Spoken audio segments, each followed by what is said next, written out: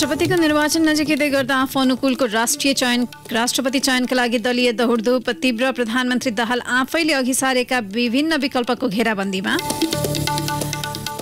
दलित समुदायमाथि हुने छुवाछुत र भेदभावमा आधारित घटनामा अनुसन्धान प्रभावकारी बनाउन प्रहरीमा छुट्टै संयन्त्र। 77वटै जिल्ला प्रहरी कार्यालयमा 86वटा दलित सेल गठन। आय आर्जन घट्दा बैंक तथा वित्तीय संस्थाको कालो सूचीमा पर्ने ऋणीको संख्या तेब्बर वृद्धि। चालु आर्थिक वर्षको 7 महिनामा 16,000 बढी ऋणी कालो सूचीमा थपिए। अमेरिकासँग महत्त्वपूर्ण मानिएको आणविक हतियार सम्बन्धी सन्धिबाट बाहिरिने रुसको चेतावनी। र आइसिसी विश्वकप लिग 2 त्रिकोणात्मक एक दिवसीय सिरिज अन्तर्गतको अन्तिम खेलमा पनि नेपाल विजयी। स्कटल्यान्ड 2 विकेटले पराजित। नमस्कार, कान्तिपुर डायरीका साथमा साथी रमेश र म दिवा। अब समाचार विस्तारमा। सुरुमा कान्तिपुर सविस्तार। कान्तिपुर सविस्तार। राष्ट्रपतिको निर्वाचन मिति नजिकै गर्दा आफू अनुकूलको राष्ट्रपति चयनका लागि दलीय दौडधुप तीव्र भएको छ। संवैधानिक आलङ्कारिक राष्ट्रपतिको पदलाई केन्द्र भागमा राखेर दलहरूले सत्ता राजनीतिको मोलमलाई समेत गरिरहेका छन्। मुलुकमा गणतन्त्र स्थापनापछि कार्यकारी प्रधानमन्त्री र संवैधानिक राष्ट्रपतिको परिकल्पना गरिएको छ। आम अपेक्षा पनि त्यही थियो। तर पछिल्लो 1.5 दशक यता दलहरूले आफू अनुकूल प्रयोग गर्दै जाँदा राष्ट्रपति संस्था शक्तिशाली बन्दै गएको र यसले संवैधानिक व्यवस्थालाई नै जोखिम बढाएको छ।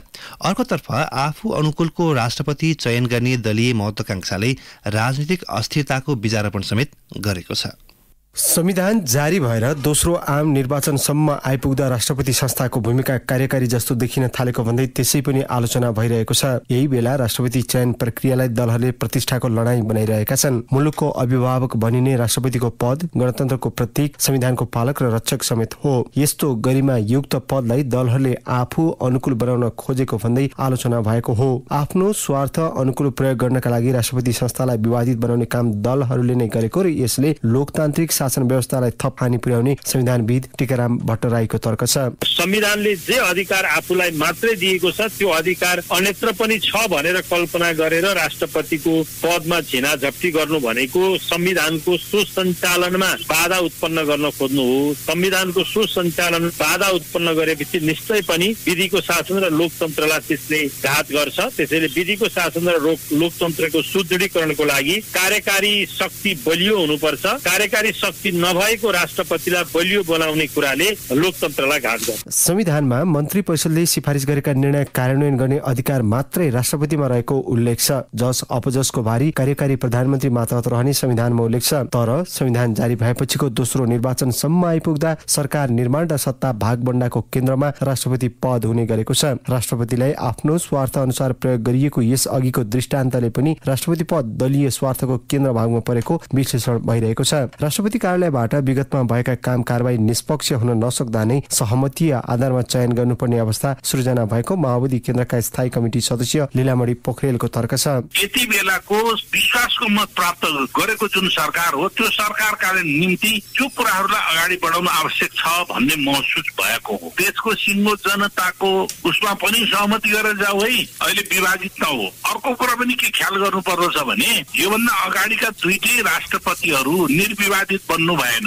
रामवरण यादव देशको पहिलो राष्ट्रपति, उहाँ पनि निर्विवादित बन्न सक्नु भएन भने विद्या भण्डारीजी त झन् दुई कार्यकालमा विवादित काम गरेर चाहिँ नि उहाँ नेतृत्व हुँदैछ। त्यस कारणले त्यस्तो व्यक्तित्व होस् जो पार्टीको विभाजन रेखा भन्दा माथि उठेर मुलुकको हितमा मात्रै ध्यान दियोस् भन्ने पात्रको खोजी पनि हो। एमाले अहिलेसम्ममा पनि पुस 10 मा भएको यस अघिको सहमतिबाट टसमस भएको छैन। यद्यपि राष्ट्रपति पद फुस्किने संकेतका बीचमा पुरानो तुस बिर्सिएर एमाले अध्यक्ष ओलीले एकीकृत समाजवादीका अध्यक्ष माधव कुमार नेपाललाई राष्ट्रपतिको पासो थापेको समाचार आइरहेका छन्। प्रधानमन्त्रीमा पुष्पकमल दाहाललाई समर्थन गर्दा नै राष्ट्रपति र सभामुख पद दुवै आफूहरूले पाउने सहमति भएको एमाले दावी गर्दै आएको छ। तर माओवादी केन्द्रले राष्ट्रिय सहमतिको रटान लगाएसँगै एमाले यतिखेर सशंकित देखिएको छ। प्रधानमन्त्रीको 5 वर्षीय कार्यकाल आधा गर्ने भएपछि अबको 2.5 वर्षपछि राष्ट्रपति, प्रधानमन्त्री र सभामुख एकै पार्टीको हुँदा आउने सम्भावित राजनीतिक संकटबारे कांग्रेस र माओवादी केन्द्र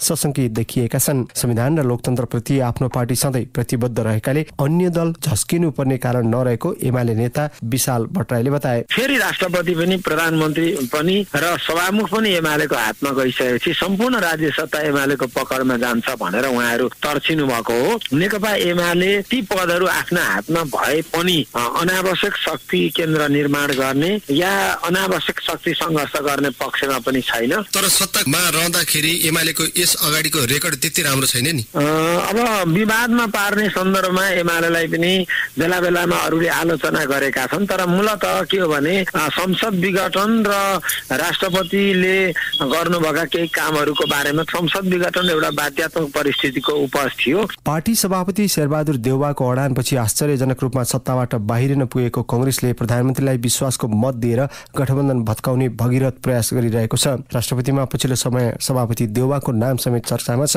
माओवादीले राष्ट्रिय सहमतिका आधारमा राष्ट्रपति चयन गर्ने भनिरहँदा कांग्रेसले राष्ट्रपतीय चुनावको मतभारको अङ्कगणितीय हिसाब गरिरहेको छ। राष्ट्रपतीय निर्वाचनमा निर्णायक मानिएको माओवादीको साथ पाउनेमा कांग्रेस ढुक्क पराएको छ।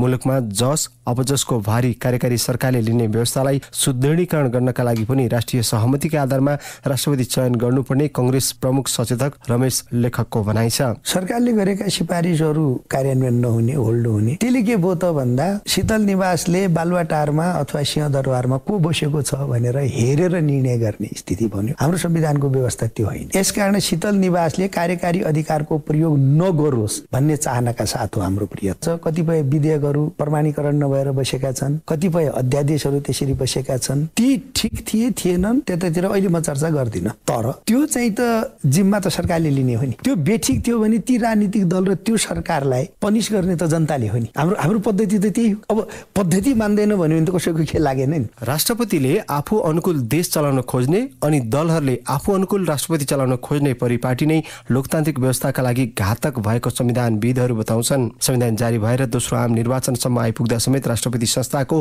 भूमिका कार्यकारी जस्तो देखिन थालेको भन्दै पछिल्लो समय निकै आलोचना भइरहेको छ। अर्कोतर्फ दलहरूले आफू अनुकूल प्रयोग गर्दै जाँदा राष्ट्रपति संस्था शक्तिशाली पनि बन्दै गएको छ। सत्ता केन्द्रित राजनीतिसँगै लोकतन्त्रलाई आफ्नो स्वार्थमा व्याख्या गर्दा पनि पछिल्लो समय जनताले परिवर्तनको महसुस गर्न पाएका छैनन्। यस्तो अवस्थामा दलहरूले राष्ट्रपति चयन प्रक्रियालाई थप प्रतिष्ठाको लडाईँ बनाउँदा लोकतन्त्र र संवैधानिक व्यवस्थालाई धरापमा पारेको छ।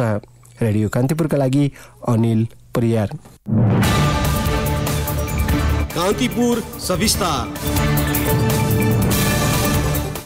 प्रधानमन्त्री एवं माओवादी अध्यक्ष पुष्पकमल दाहाल राष्ट्रपति निर्वाचनमा आफैले अघि सारेका विकल्पको घेराबन्दीमा पर्नु भएको छ। 10 पुसमा एमालेसँग समझदारी गरेका उहाँले स्थिति फेरिएको भन्दै एकीकृत समाजवादीका अध्यक्ष माधव कुमार नेपाललाई पनि आश्वासन दिनुभएको थियो। तर दाहाल अहिले कांग्रेससँग निर्णायक संवादमा हुनुहुन्छ। अब जुनसुकै विकल्प रोसे पनि बाँकी पक्षलाई उहाँबाट धोका हुनेछ। एमालेसँगको समझदारी तोड्ने पृष्ठभूमि बनाउन माओवादी पदाधिकारीको बैठक बसाएका उहाँले निर्णयको सर्वाधिकार आफैसँग राख्नु भएको छ। उम्मेदवारी दर्ताका लागि 2 दिन मात्र बाँकी रहँदा उहाँले आफ्नो कार्यकालको अवधिलाई केन्द्रमा राखेर दायाँ बायाँ गर्ने नीति लिनुभएको छ। तर यस अघि लिएको बहुविकल्पको नीतिले उहाँलाई असहज बनाउने देखिएको छ। माओवादी उपमहासचिव शक्ति बस्नेत पनि राष्ट्रपति निर्वाचनको हिसाब किताब निकाल्न सजिलो नभएको बताउनुहुन्छ। उहाँ भन्नुहुन्छ पुस 10 को सहमतिमा सामेल स्वतन्त्र पार्टी जसपा र नागरिक उन्मुक्ति पार्टी सरकार बाहिर छन्। यो परिस्थितिलाई पनि नजरअन्दाज गर्न मिल्दैन। यो अवस्थामा फ्याट्ट हिसाब किताब निकाल्न सजिलो छैन। मनोनयन गर्ने दिन फागुन 13 अघि हिसाब निस्कन्छ। राष्ट्रपति निर्वाचनका लागि उम्मेदवारी मनोनयन नजिकिएसँगै सत्ता गठबन्धनमा खटपट बढेको छ। कस्तो गठबन्धनबाट को उम्मेदवार हुने भन्ने निश्चित नभइरहेका बेला कुन परिस्थितिमा कसले राष्ट्रपति चुनाव जित्न सक्छ भन्ने आकलन पनि भइरहेको छ। पुस 25 मा हुने राष्ट्रपति निर्वाचनमा प्रतिनिधि सभाका 273, राष्ट्रिय सभाका 59 र प्रदेश सभामा 550 गरी 882 सांसद मतदाता छन्। प्रतिनिधि सभा 275 सदस्यीय रहेकोमा चितवन 2 रिक्त छ। मनाङका निलम्बित कांग्रेस सांसद टेकबहादुर गुरुङले चुनावमा भाग लिन पाउनुहुन्न। चुनाव अघि नै प्रतिनिधि सभामा नियमावली पारित भए एमालेका सांसद लक्ष्मी महतो कोइरी निलम्बनमा पर्नेछन्। मतभार संघीय संसद 1 जनाको 79 र प्रदेश सांसदको 48 हुन्छ। कांग्रेसको 16,142, एमालेको 15,312, 1 जना स्वतन्त्र सहित र माओवादीको 7,700 45 मतभार छ। यस्तै राष्ट्रिय स्वतन्त्र पार्टीको 1501, राप्रपाको 2450, जनता समाजवादी पार्टीको 2145, एकीकृत समाजवादीको 2574 मतभार छ। जनमत पार्टीको 1242, लोकतान्त्रिक समाजवादी पार्टीको 971, नागरिक उन्मुक्ति पार्टीको 892, जनमोर्चाको 206, नेमकिपाको 223, संघीय समाजवादीको 48, हाम्रो नेपालीको 96, स्वतन्त्र सांसदको 844, राष्ट्रिय सभामा मनोनित सांसदको 237 मतभार छ। राष्ट्रपतिमा निर्वाचित हुन कम्तीमा 26,315 मतभार ल्याउनुपर्छ।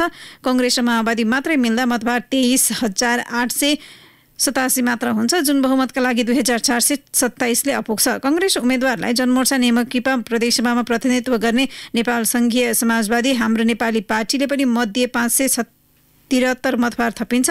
मतभार 971 रहेको लोसपाले महन्त ठाकुरलाई राष्ट्रपति बनाउनु पर्ने भन्दै भेटवार्ता अघि बढाएको छ।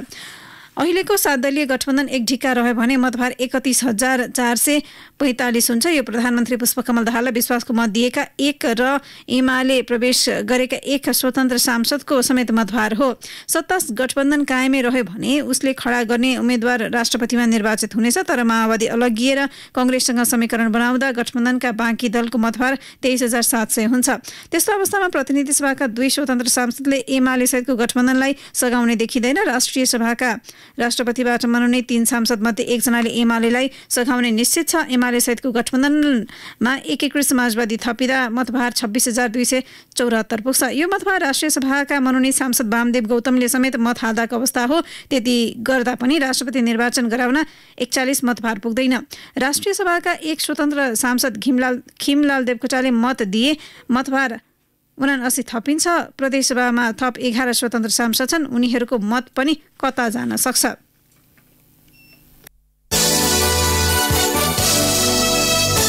कान्तिपुर डायरीमा अब ब्रेकको पालो। ब्रेकपछि कान्तिपुर डायरीमा अब बाँकी प्रसङ्ग। राष्ट्रपति निर्वाचनमा सहभागी हुने वा नहुने भन्नेमा दोधार रहेको सत्तारूढ दल राष्ट्रिय प्रजातन्त्र पार्टी राप्रपाले केन्द्रीय कार्य सम्पादन समिति बैठक बोलाएको छ। शुक्रबार मध्याह्न बस्ने बैठकले राष्ट्रपति निर्वाचनमा भाग लिने वा बहिष्कार गर्ने भन्ने विषयमा निर्णय लिने पार्टी प्रवक्ता मोहन श्रेष्ठले बताउनुभयो। संवैधानिक राजतन्त्र र हिन्दू राष्ट्रको माग गर्दै आएको राप्रपाले राष्ट्रपतिको निर्वाचन बहिष्कार गर्ने तयारी गरेको छ। राप्रपाभित्र अधिकांश सांसदहरूले राष्ट्रपतिको निर्वाचनमा भाग लिन नहुने तर्क गर्दा सो पार्टीका अध्यक्ष एवं उपप्रधान तथा ऊर्जा मन्त्री राजेन्द्र लिङदेन दबावमा पर्नु भएको छ। राप्रपाले पार्टीको नीति अनुरूप निर्वाचनमा भाग लिनुको औचित्य नभएको तर्क गरेको छ। संवैधानिक राज संस्था सहित प्रत्यक्ष निर्वाचित प्रधानमन्त्रीको वकालत गर्दै आएको राप्रपाले राष्ट्रपति चुनाव बहिष्कार नै गर्ने हो भनेर हामीले सो पार्टीका प्रवक्ता मोहन श्रेष्ठलाई सोधेका छौं। हामीले सार्वजनिक समारोहहरूमा मात्रै होइन, पार्टीको दस्तावेजमै अभिभावकीय संस्थाको रूपमा राज संस्था चाहिँ राष्ट्र प्रमुखको रूपमा रहनुपर्छ भन्ने अहिले संसदमा भएको एकमात्र पार्टी हौं हामी। तर हामीले सँगसँगै संविधान र संवैधानिक व्यवस्थासँग सहकार्य गर्ने नीति लिएका छौं। त्यस हिसाबले चाहिँ हामी यो राष्ट्रपतिको निर्वाचनमा कसरी जाने भन्ने विषयमै छलफल गर्नको लागि त हामीले फागुनको 12 गते बैठक बोलाएको। तर बहिष्कार गर्ने अथवा यसलाई उपयोग गरेर जाने भन्ने बारेमा हाम्रो पार्टीमा त्यस्तो छलफलै प्रारम्भ भएको छैन। यो बाहिर आएका समाचारहरू गलत हुन्। तपाईहरु चाहिँ राष्ट्रपतिको निर्वाचनमा सहभागी हुनुहुन्छ यसो भए? हुन पनि सकिन्छ। संविधान र संवैधानिक व्यवस्थासँग सहकार्य गर्ने नीति लिएको पार्टी हुँदाखेरि जसरी हामीले चुनाव लड्यौं त्यसरी हामी सरकारमा सहभागी भयौं। राष्ट्रपतिको चुनावलाई पनि हामी संविधानलाई हामीले उपयोग गर्ने नीति लिएका छौं। त्यसरी नै जान सकिन्छ, त्यो जान नसकिने भन्ने छैन। समग्र विषय चाहिँ फागुन 12 गते बस्ने बैठकमा टुङ्गो लाग्छ। लोकतान्त्रिक समाजवादी पार्टी लोसपाले पार्टी अध्यक्ष महन्त ठाकुरलाई राष्ट्रपतिको साझा उम्मेद्वारमा समर्थन जुटाउन दलहरूसँग छलफल अघि बढाउने भएको छ। मधेसको प्रतिनिधित्व हुने गरी अध्यक्ष ठाकुरलाई राष्ट्रपतिमा साझा उम्मेद्वारका रूपमा प्रस्ताव गर्न प्रधानमन्त्री पुष्पकमल दाहाललाई भेटी आग्रह गरेको प्रवक्ता केशव झाले बताउनुभयो। अपराह्न प्रधानमन्त्री निवास बालुवाटारमा दाहाल र लोसपा नेताहरूबीच भएको छलफलमा प्रधानमन्त्री दाहालले सकारात्मक प्रतिक्रिया जनाएको प्रवक्ता झाले बताउनुभयो। लोसपाले अध्यक्ष ठाकुरलाई राष्ट्रपतिको साझा उम्मेद्वारमा सहमति खोज्न आज सत्तारूढ दल र सरकार बाहिरका दलहरूसँग छलफल गर्ने तयारी गरेको छ। राष्ट्रपतिको निर्वाचन नजिकै गर्दा दलहरूले आन्तरिक छलफललाई तीव्र बनाइरहेका छन्। राष्ट्रपति विद्यादेवी भण्डारीले संहिताको संस्थागत विकासमा जोड दिनुभएको छ। हेटौँडा अस्पतालको नवनिर्मित भवनको उद्घाटन गर्दै राष्ट्रपति भण्डारीले संहिताको अवधारणा अनुसार देशकै 7वटै प्रदेशलाई सुविधा सम्पन्न बनाउनु पर्नेमा जोड दिनुभयो। मदन भण्डारी स्वास्थ्य विज्ञान प्रतिष्ठानद्वारा सञ्चालित अस्पतालले हेटौँडा र आसपासका क्षेत्रका बिरामीको सेवा र गुणस्तरीय स्वास्थ्य सुविधा प्रदान गर्ने उहाँले विश्वास व्यक्त गर्नुभयो। स्वास्थ्य जनशक्ति उत्पादनमा विशेष पहल कदमी आवश्यक रहेको उहाँको भनाइ थियो। संविधानले व्यवस्था गरेको नागरिकहरूको मौलिक हक अन्तर्गतको गुणस्तरीय स्वास्थ्य सेवाको प्राप्तिमा मदन भण्डारी स्वास्थ्य विज्ञान प्रतिष्ठानले सघाउ पुर्याउने उहाँले विश्वास व्यक्त गर्नुभयो। जनस्वास्थ्य कार्यक्रमलाई योजनाबद्ध ढंगले नागरिकको घर दैलोमा पुर्याउन आयुर्वेद तथा वैकल्पिक चिकित्सालाई स्थापित गर्न र स्वास्थ्य बीमा कार्यक्रमलाई प्रभावकारी कार्यान्वयन गर्न प्रतिष्ठानको ठूलो भूमिका रहने उहाँले उल्लेख गर्नुभयो। राष्ट्रपति भण्डारीले संघीय सरकारको 43 करोड रुपियाँ लागतमा निर्माण भएको 3 तले भवनको उद्घाटन गर्नुभएको हो। नेपाल प्रहरीले दलित समुदायमाथि हुने छुवाछुत र भेदभावमा आधारित अपराधका घटनामा जाहेरी अनुसन्धान र पीडितसँग समन्वय गर्न देशभर 86 वटा दलित सेल गठन गरेको छ। प्रहरीले केन्द्रीय कार्यालय र काठमाडौँ उपत्यका प्रहरी कार्यालय सहित सबै प्रदेश प्रहरी कार्यालय र 77 वटै जिल्ला स्तरीय प्रहरी कार्यालयमा दलित सेल सञ्चालनमा ल्याएको हो। प्रहरीले विगतदेखि सञ्चालनमा ल्याएको महिला बालबालिका र ज्येष्ठ नागरिक सेवा केन्द्रसँगै रहने गरी दलित सेल खोलेको हो। तिनै केन्द्रमा कार्यरत प्रहरी कर्मचारीलाई दलित सेलको समेत जिम्मेवारी दिइएको छ। प्रहरी महानिरीक्षक धीरज प्रताप सिंहले दलित समुदायमाथि अझै पनि जातकै आधारमा भेदभाव र जघन्य प्रकृतिका अपराध हुने क्रम नरोकिएकाले त्यस्ता घटनामा अनुसन्धान र समन्वयका लागि संघ प्रदेश र जिल्लामा रहेका प्रहरी इकाइमा दलित सेल स्थापना गरिएको बताउनुभयो। 2 साता अघि दलित मुद्दामा प्रहरी संवेदनशील नभएको गुनासो बढेको भन्दै राष्ट्रिय दलित आयोगले प्रहरी महानिरीक्षक सिंहलाई बोलाएर त्यसबारे जिज्ञासा राखेको थियो। आएको जिज्ञासापछि प्रहरीले आयोगका पदाधिकारीलाई बोलाएर दलित मुद्दामा प्रहरीले गरिरहेका गतिविधि र दलित सेल गठनको अवस्था र कार्यान्वयनबारे छलफल गरेको थियो। प्रहरी महानिरीक्षक सिंहले भन्नुभयो, संविधान र कानूनको व्यवस्था बमोजिम सबै प्रकारका भेदभाव र अपराधमा दोषीलाई कारबाहीको दायरामा ल्याउन प्रहरी सधैँ प्रयत्नशील छ। तर दलित समुदायमाथि हुने भेदभावजन्य घटनामा कहिलेकाहीँ प्रहरीले पनि संवेदनशीलता बुझ्न सकेको देखिँदैन। त्यसकारण दलित मुद्दाको संवेदनशीलतालाई ध्यानमा राख्दै दलित सेल गठन गरिएको हो।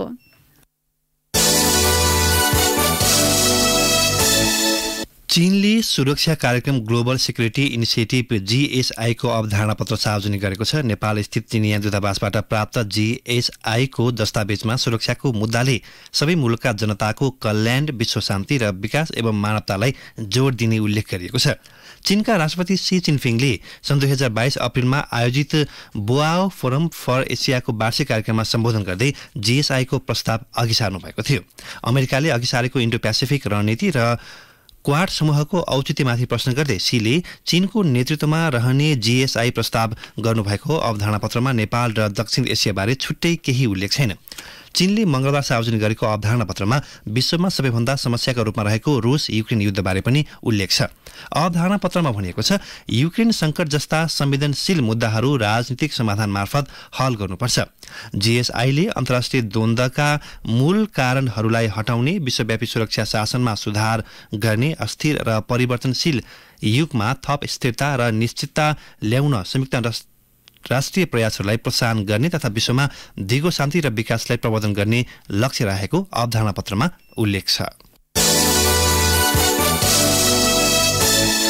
झण्डै 3 दशक यता निरन्तर मानवताका लागि सेवा गरे बापत नेत्र चिकित्सक डाक्टर सन्दुक रोहितले प्रतिष्ठित ईसा अवार्ड प्राप्त गर्नुभएको छ। बहरेनको राजधानी मनामा स्थित ईसा सांस्कृतिक केन्द्रमा आयोजित विशेष समारोहमा राजा हमाद बिन ईसा अल खलिफाले $1 मिलियन राशि बराबरको करिब 14 करोड रुपियाँको पुरस्कार तथा सम्मान डाक्टर रोहितलाई प्रदान गर्नुभएको हो। राजा हमाद बिन ईसा अल खलिफाले लोकहितकारी कामका अर्थमा डाक्टर रोहितले सबैभन्दा योग्य, अमूल्य र प्रभावकारी काम गर्दै आएको बताउनु भएको छ। कान्तिपुर डायरीमा पुनः ब्रेकको पालो। ब्रेकपछि कान्तिपुर डायरीमा अब आर्थिक प्रसङ्ग। चालु आर्थिक वर्षको 7 महिना साउनदेखि माघसम्म मात्र 16,050 जना ऋणी कर्जा सूचना केन्द्रको कालो सूचीमा थपिएका छन्। गत आर्थिक वर्षको सोही अवधिको तुलनामा यो संख्या करिब 129% बढी हो। 2078 को साउनदेखि माघसम्म 6,999 जना ऋणी मात्र कालो सूचीमा परेका थिए। अर्थतन्त्र संक्रमणकालमा रहेकाले आर्थिक गतिविधिमा आएको सुस्तता, मागमा कमी, उत्पादनमा कमी लगायत कारण आय आर्जन घटेकाले कालो सूचीमा पर्ने ऋणी संख्या बढेको हो। नेपाल बैंकर्स संघका उपाध्यक्ष सन्तोष कोइरालाले भन्नुभयो, अहिलेको परिस्थितिजन्य कारणले ऋणीको ऋण भुक्तानी क्षमता घटेको देखिन्छ। कालो सूचीमा पर्ने मध्ये पनि धेरै निर्माण व्यवसायी रहेको उहाँले जानकारी दिनुभयो। उहाँले भन्नुभयो निश्चित समयमा काम सकिएला र पैसा आउला भन्ने अनुमानका आधारमा चेक काटिँदो रहेछ। त्यसो नहुँदा कालो सूचीमा पर्ने गरेको देखिन्छ। नेपाल निर्माण व्यवसायी महासंघका महासचिव रोशन दाहालले सरकारबाट समयमै भुक्तानी नहुनु, इन्धन तथा निर्माण सामग्रीको मूल्य अचाकली बढ्नु लगायत कारण ऋण तिर्ने क्षमता घटेकाले धेरै निर्माण व्यवसायी कालो सूचीमा परेको बताउनुभयो। उहाँले भन्नुभयो हामीले धेरै सरकारी काम गर्ने हो, सरकारी भुक्तानी तोकिएको समयमा हुँदैन। निर्माण व्यवसायी जहिले पनि कालो सूचीमा को घेराभित्र छन्। निर्माण नसक्दा सरकारको कालो सूचीमा परिन्छ। समयमै निर्माण सके पनि भुक्तानी ढिलो हुँदा बैंकको कालो सूचीमा पर्नुपर्छ। केही मिटर ब्याजका कारणले पनि कालो सूचीमा परेको स्रोतले बताएको छ। स्रोतले भन्यो मिटर ब्याजमा सापटी दिने र ऋणीबाट चेक लिने प्रवृत्ति बढेको देखिन्छ। समयमै भुक्तानी भएन भने बैंकिङ कसुरमा उजुरी दिने पछिल्ला महिनामा यस्तो प्रक्रिया बढ्दछ। पछिल्ला वर्षमा बैंक तथा वित्तीय संस्थाको कालो सूचीमा पर्ने ऋणी मध्ये करिब 87% चेक बाउन्सका कारणले हुँदै आएको पाइएको छ। अब अन्तर्राष्ट्रिय प्रसङ्ग। अमेरिकासँग महत्त्वपूर्ण मानिएको आणविक हतियार सम्बन्धी सन्धिबाट बाहिरिने रुसले चेतावनी दिएको छ। रुसी सुरक्षाका लागि अमेरिका सहितका पश्चिमा मुलुक खतरा बन्दै गएकाले आणविक हतियार सम्बन्धी सन्धिबाट बाहिरिने राष्ट्रपति भ्लादिमिर पुटिनले चेतावनी दिनुभएको हो। रुसले युक्रेनमाथि हस्तक्षेप गरेको 1 वर्ष पुग्ने लागेका समय दुवै पक्ष आक्रामक अभिव्यक्ति दिइरहेका छन्। पुटिन र अमेरिकी राष्ट्रपति जो बाइडेन बीच निरन्तर चलेको वाकयुद्धका क्रममा मस्कोको पछिल्लो भनाइ सार्वजनिक भएको हो। पश्चिमा मुलुकहरू नवनाजी भएको आरोप लगाउँदै रुसी राष्ट्रपति पुटिनले युक्रेनलाई पनि नवनाजीको शासन बनाउन खोजेको आरोप लगाउनु भएको छ। पुटिनको भनाइ लगत्तै युक्रेनको राजधानी भ्रमण गरेपछि अमेरिकी राष्ट्रपति जो बाइडेनले आफूहरू युक्रेनको पक्षमा अडिग रहेको बताउनु भएको छ। स्वतन्त्र युक्रेनले युद्ध जित्ने बताउँदै बाइडेनले रुस पछि हट्नुको विकल्प नरहने बताउनु भएको छ।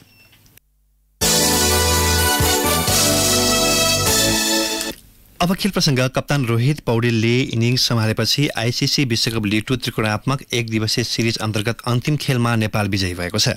किर्तिपुर स्थित त्रिवी क्रिकेट मैदानमा स्कटल्यान्डलाई 2 विकेटले हराउँदै नेपालले नाटकीय जित निकाल्यो। नेपालले लिग 2 को श्रृङ्खला क्लिन स्वीप गरेको यो पहिलो पटक हो।